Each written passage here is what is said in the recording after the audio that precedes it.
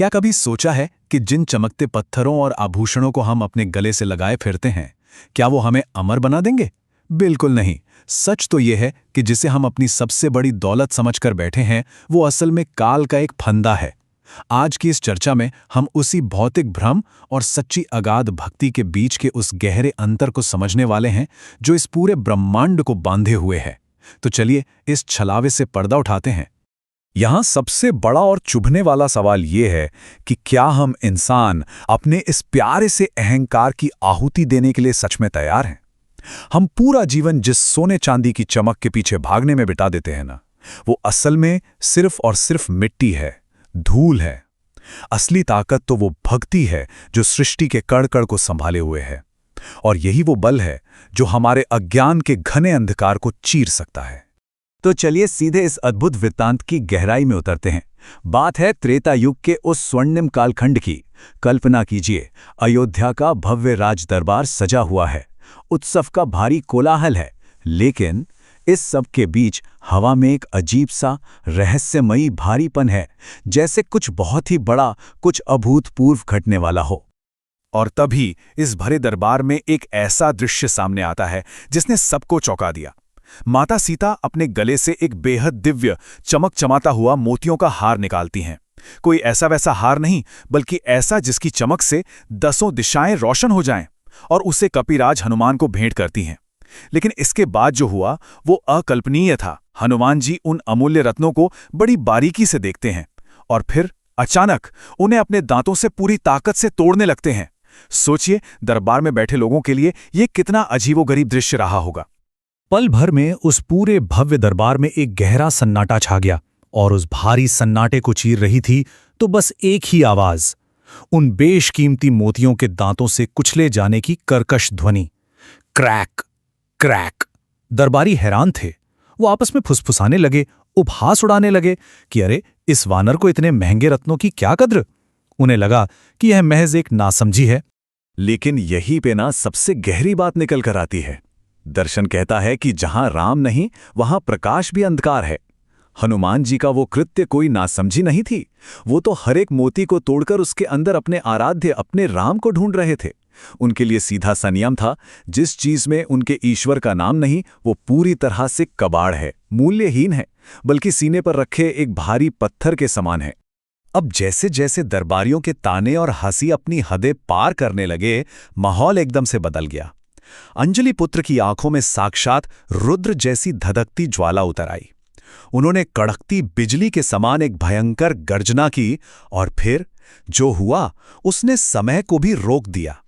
उन्होंने अपने ही तीखे नाखूनों से अपनी वज्र जैसी कठोर छाती को चीर कर रख दिया, और आपको पता है, वहां से खून की एक बूंद नहीं गिरी, बल्कि ऐसा लगा जैसे करोड़ों सूर्यों का प्रकाश एक साथ फूट पड़ा हो।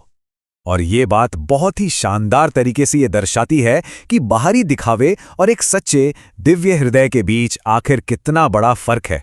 उनकी चीरी हुई छाती के ठीक बीचों बीच साक्षात मर्यादा पुरुषोत्तम राम और माता जानकी विराजमान थे। इस एक दृश्य ने पूरे ब्रह्मांड को झकझोर कर ये समझा दिया कि सच्ची भक्ति किसी बाहरी चमक दमक का मोहताज नहीं है, बल्कि वो तो स्वयं को मिटाकर अपने इष्ट को पा लेने का नाम है।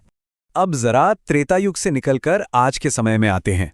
ये वृत्तांत आज हम कलयुग के प्राणियों के लिए एक बहुत ही कठोर चेतावनी है। आज हम क्या कर रहे हैं?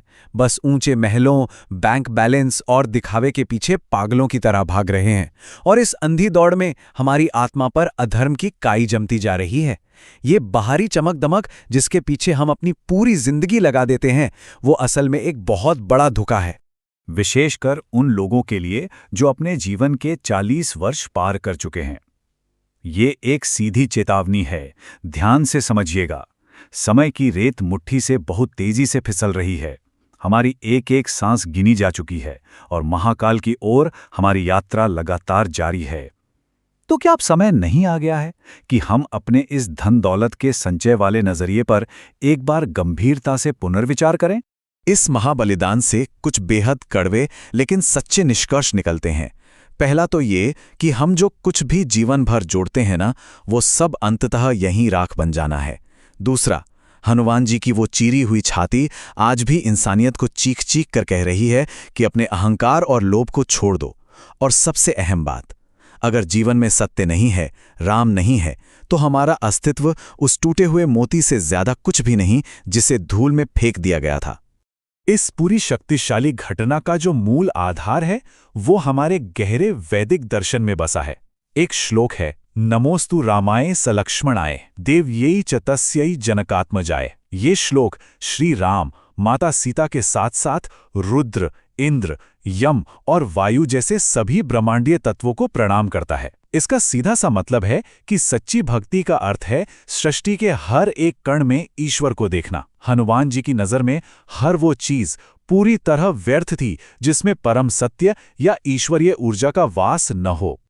और ये बात भी बिल्कुल स्पष्ट है कि इस ज्ञान को सुनकर भी अगर हम अनसुना कर देते हैं तो ये अपने ही कर्मों के ऊपर एक भारी कर्ज लादने के समान है। अगर हमारी चेतना आज भी जीवित है तो हमें इस आंतरिक सत्य को स्वीकार करना ही होगा। इससे पहले कि महाकाल की सीधी दृष्टि हम पर पड़े और इस भौतिकता का पर्दा हमेशा के लिए गिर जाए, हमें जागना होगा। तो आइए आज अपनी आत्मा के साथ एक अनुबंध करते हैं। अगर आप भी इस गहरी दार्शनिक बात से सहमत हैं तो इस विश्लेषण को लाइक करें और अपनी उसी सच्ची भक्ति का प्रमाण देने के लिए कमेंट्स में ओम हनुमते नमः जरूर लिखें। ये महज कुछ शब्द नहीं है, ये एक संकल्प है। और हाँ, ऐसे ही और गहरे विश्लेषणों से जुड़े रहने के लिए चैनल की सदस्यता ग्रहण करना ना भूलें, ताकि हम अज्ञानता के अंधेरे से बचे रहें। तो अंत में ये चर्चा एक बहुत ही गहरा सवाल छोड़कर जाती है। क्या आज की मानवता में, हम में इतनी दृढ़ता है कि हम अपने खुद के पाले हुए भौतिक भ्रमों को चकनाचूर कर सकें? क्या हम में दिखावे की इस खोखली मोह माया को तोड़ने का साहस बाकी है?